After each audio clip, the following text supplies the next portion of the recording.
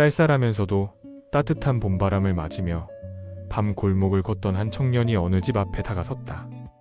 대학생의 풋풋함이 가득한 그의 얼굴에 피식 웃음이 스쳤다. 불금에 내가 온 곳은 여기구나. 미소를 머금은 그는 짧은 한숨을 내쉰 후 현관문을 조용히 두드렸다. 별기척이 없자 미간을 찌푸리던 그는 지난번에 집 주인이 알려줬던 번호키의 비밀번호를 떠올렸다. 그렇게 문을 열고 들어간 작은 집 안엔 익숙한 소리부터 어둠을 뚫고 들려왔다.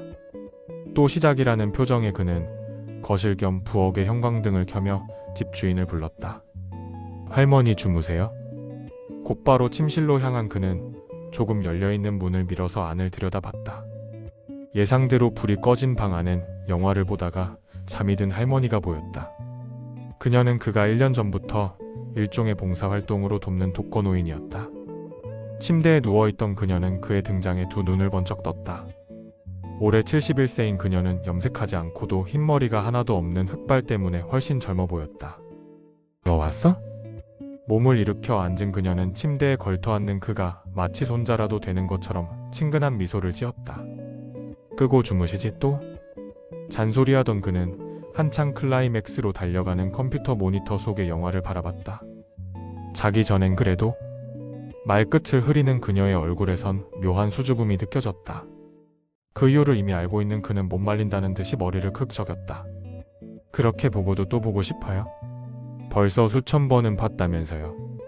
아직 소녀 같은 분위기에 예쁘장한 그녀는 말없이 고개만 끄덕였다. 저것만 보면 말을 안 해. 저 사람의 영화를 죄다 반복해서 보잖아요. 그는 영화 속의 남자 주인공을 쳐다보며 어이없다는 듯 웃음을 지었다. 두 사람 사이에 자주 오고 갔던 대화라서 그런지 그녀는 그의 잔소리에 익숙해 보였다. 오히려 화면 속 짝사랑의 존재감을 재확인이라도 하는 것처럼 상기된 표정이었다. 그런 그녀를 보던 그는 의심을 품은 채 잔소리를 이어갔다. 근데 고유룡 저 사람 때문에 지금껏 혼자 산 거 진짜예요? 그녀는 화려한 액션을 선보이는 영화 속 젊은 남자의 흐뭇한 시선을 보내다가 옆에 그를 바라봤다. 못 믿겠지만 그렇다니까. 진심을 느낀 그는 잠시 당황하다가 피식 웃고 말았다. 30년이 넘었다고 그랬죠? 와, 요즘 시대에 할머니 같은 정절도 있나 보네요. 정절이란 단어에 괜히 수줍어진 그녀는 말없이 영화만 보고 있었다. 지금까진 농담인 줄 알았는데 배우로서가 아니라 남자로서 좋아했다는 걸 인정해야겠네요.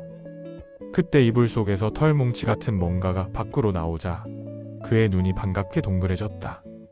너 뿌리야 거기에 있었구나.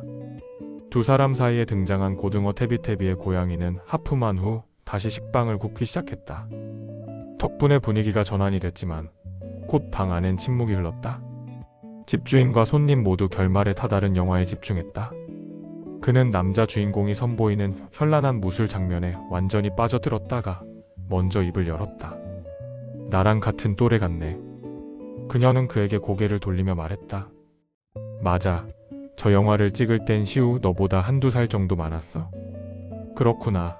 근데 스턴트맨이 없이 직접 저렇게 하는 거예요? 정확히는 모르지만 직접 한 게 맞을걸?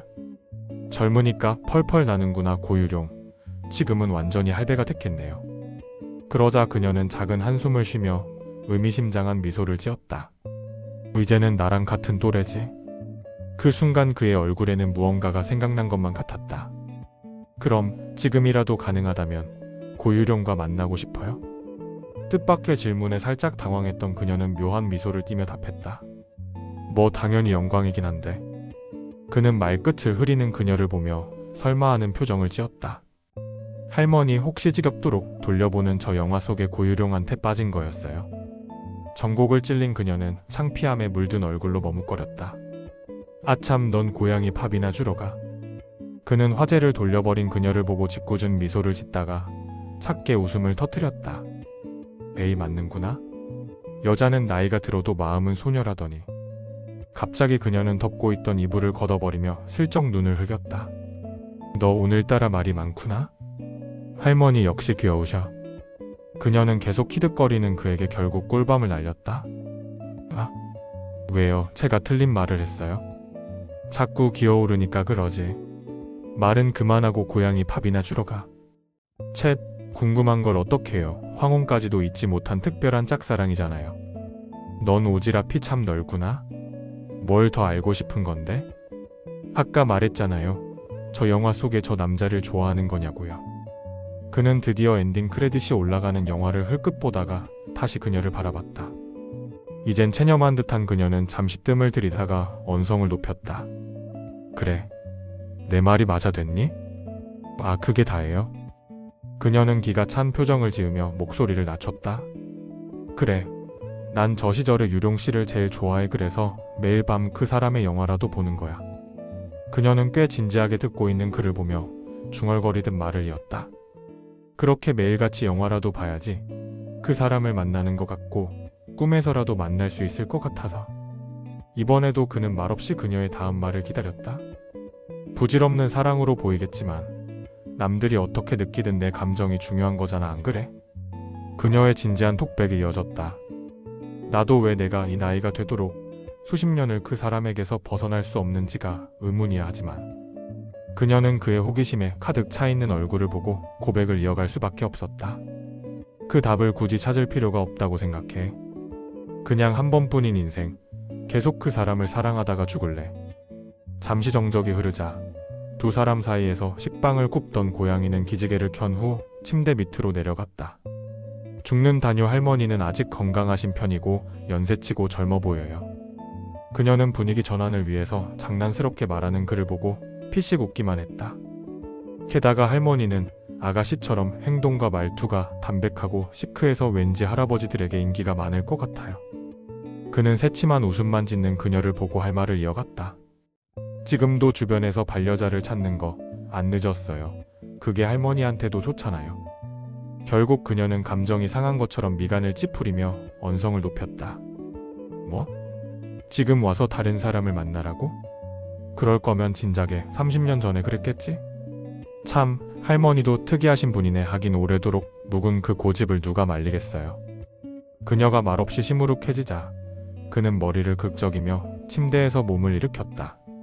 자, 그러면 저는 양이들에게 밥을 주러 갑니다. 집에서 뭘 더 도와드릴 건 없죠? 무릎은 아직 안 좋아요? 그는 여전히 대답할 생각이 없어 보이는 그녀를 보고 잠시 머뭇거리다가 천천히 밖으로 걸음을 옮겼다. 이런 마음 상태로 다른 사람을 만나는 건 못할 짓이 아니겠어? 그는 뒤에서 들려오는 그녀의 고백의 방문 앞에서 걸음을 멈추며 귀를 기울였다. 너라면 상대의 마음속에 다른 사람이 깊게 자리 잡고 있는데 괜찮겠냐고. 말문이 막힌 그는 자기의 어설픈 연애 경험을 떠올리다가 멋쩍게 웃으며 말했다. 글쎄요, 할머니도 지금 하고 있듯이 짝사랑도 사랑이잖아요. 버틸 수 있는 게 아니겠어요? 그녀는 의외의 대답에 놀란 눈빛으로 변하며 생각에 잠겼다. 아, 지금이라도 반려자를 찾으라고 말씀드린 건 제가 귀찮아서 그런 게 아니니까 오해하지 마시고요. 장난스러운 그의 말투에도 침묵하던 그녀는 영화가 끝난 검정 화면을 물끄러미 응시했다. 그 모습을 흘끗 쳐다보던 그는 걱정되는 표정으로 조용히 방을 나섰다. 자, 나에겐 불금이란 없다. 이제 미션을 시작해볼까? 그는 최근에 무릎이 안 좋아진 그녀를 대신해서 동네 길고양이에 밥을 주는 일까지 떠안게 됐다. 어느새 길에서 데려온 고양이 뿌리에게 정이 든 그는 알아서 임무를 수행하는 중이었다. 부엌에서 물을 마시고 있던 고양이가 다가오자 그는 아빠 미소를 지으며 무릎을 꿇었다. 뿌리야, 난 내 친구들에게 밥을 주러 갈 거니까 노묘아 씨를 좀 잘 지켜봐줘. 고양이는 머리를 쓰다듬어주는 그에게 대답이라도 하는 것처럼 야옹 소리를 냈다. 아이 착하다. 내 집사가 오늘 기분이 별로니까 좀 풀어주고 알았지? 웃으며 자리에서 일어난 그는 서둘러 고양이 사료와 물을 챙긴 후 밖으로 나갔다. 며칠이 지나고 막 식사를 마친 노묘아 씨는 귀찮은 표정으로 싱크대로 향했다. 그때 갑자기 들리는 핸드폰 벨소리에 발걸음을 돌린 그녀는 고개를 갸우뚱하며 중얼거렸다. 전화 올 데가 없는데. 안방으로 들어간 그녀는 침대 옆에 놓인 핸드폰의 화면을 보고 두 눈을 깜빡이며 전화를 받았다. 시우니? 할머니, 드릴 말씀이 있어서요. 너 뭔데? 제가 갑작스럽게 밤에 일이 생겨서 오늘은 못 가게 됐어요. 죄송해요. 아, 알았어. 아니면 지금이라도 가서 고양이 밥을 제가 줄까요? 아니야, 됐어? 내가 하지 뭐. 무릎이 안 좋으시잖아요. 괜찮아, 운동 삼아서 나가면 돼. 정말 괜찮으시겠어요? 그래, 신경 쓰지 마. 아니면 제 친구라도 대신 보낼까요? 괜찮다니까. 오랜만에 애기들도 보고. 네, 그러면 어두워지기 전에 천천히 다녀오세요. 응. 전화를 끄는 그녀는 곧바로 눈이 마주친 침대 위에 고양이에게 다가가 앉았다. 뿌리야, 내 친구들이 어찌 지내는지 궁금하지? 엄마가 대신 확인하고 올게. 고양이는 자기의 머리와 등을 부드럽게 쓰다듬는 그녀의 손길이 기분 좋은 듯 야옹거렸다. 한동안 착한 청년 도시우 덕분에 수고스러움을 덜 수 있었던 그녀가 집을 나섰다. 집에서 멀지 않은 곳을 돌아다니며 고양이 팝을 챙기는 일이었지만 그녀의 무릎에 적신호가 와서 매일 다니는 게 버거워진 상태였다. 조금 어둑해진 하늘 아래 그녀는 사료와 물이 담긴 배낭을 메고 골목을 걸었다. 그녀는 그런 자기의 모습이 마치 30년 전에 처음 캣맘이 됐던 그때처럼 느껴졌다. 진짜 눈을 몇 번 껌뻑이니까 이 나이가 됐구나. 작은 한숨과 함께 중얼거리던 그녀는 곧 첫 번째 고양이 급식소에 도착했다. 옛날에 비해서 길고양이에 대한 인식이 여러모로 좋아진 덕분에 급식소의 관리도 수월한 편이었다. 누가 밥을 주고 갔네. 그녀는 이미 다른 캣맘이 사료를 가득 부어놓고 간 걸 보고 물만 새로 갈아준 후 다시 걸음을 옮겼다.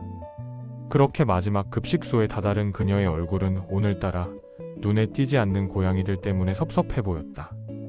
깨끗이 비어있는 밥그릇에 사료를 가득 부은 그녀는 자그마한 인기척을 느끼며 고개를 돌렸다. 그녀는 저편에서 자기를 바라보고 있는 낯선 고양이를 보고 눈이 동그래졌다.